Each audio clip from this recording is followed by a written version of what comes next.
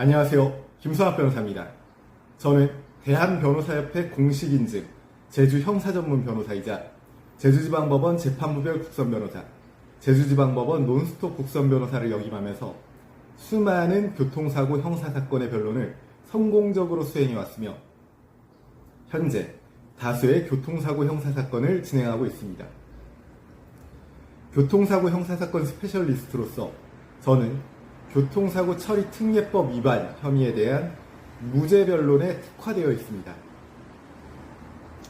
교통사고로 인명피해가 발생한 경우 원칙적으로 형사처벌의 대상이 되지만 피해자와 원만히 합의하였을 경우 특례가 적용되어 처벌되지 않습니다.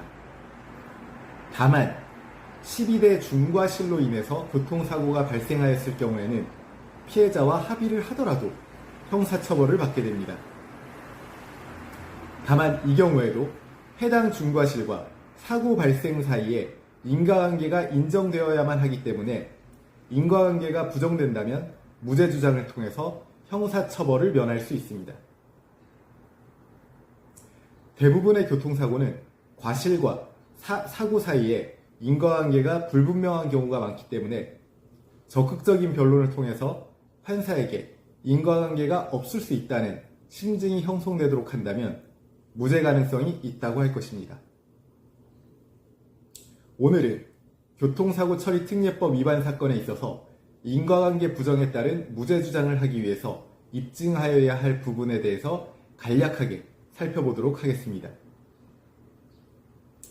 인과관계 부정에 따른 무죄 주장을 위해서는 과실이 없었다고 할지라도 사고 발생의 가능성이 있었다는 점을 입증해야만 합니다.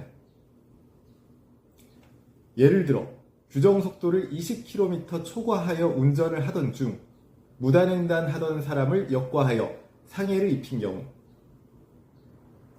피고인이 규정속도를 준수하여 운전을 하였더라도 무단횡단자를 역과하였을 것임이 확실시 되는 상황이라면 피고인의 규정속도 위반의 과실과 사고 발생 사이에 인과관계가 부정된다고 할 것입니다. 즉, 피고인의 과실이 아닌 피해자의 과실로 인해서 사고가 발생한 것이므로 피고인에게 해당 사고의 죄책을 물을 수 없는 것입니다. 다만 이러한 사실의 입증은 결국 과학적인 감정의 방법을 통해서 이루어질 수밖에 없습니다. 피고인의 규정속도 위반의 상태에서 피해자를 발견하고 급제동을 하였을 경우의 제동거리와 피고인이 규정속도를 준수하면서 운전하였을 경우 같은 상황에서의 제동거리를 산출하고 해당 감정 결과를 토대로 두 가지 경우의 수에 대해서 사고 발생 회피 가능성을 따지게 되는 것입니다. 그 결과 규정속도를 준수하였더라도 피해자를 역과할 수밖에 없는 상황이라면 피고인의 무죄가 입증된다고 할 것입니다.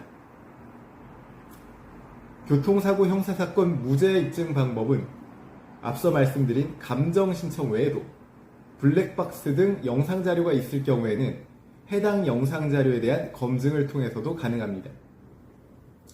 영상자료의 검증을 통해서 과실이 없었더라도 해당 사고 회피 가능성이 낮다고 판단되어진다면 피고인의 무죄 입증이 가능합니다. 제주 교통사고 변호사로서 정리하자면 12대 중과실 교통사고 형사사건 무죄를 주장하기 위해서는 인과관계가 부정됨을 입증하여야 하는데 이를 위한 입증 방법으로는 감정의 방법과 검증의 방법이 있음을 명심하시기 바랍니다.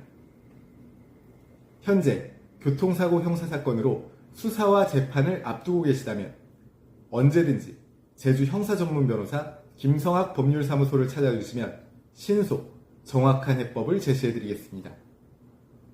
조금이나마 도움이 되셨으면 합니다. 여러분의 권리를 지키고 언제나 신속하고 정확한 해법을 제시해드리는 김성학 변호사입니다. 감사합니다.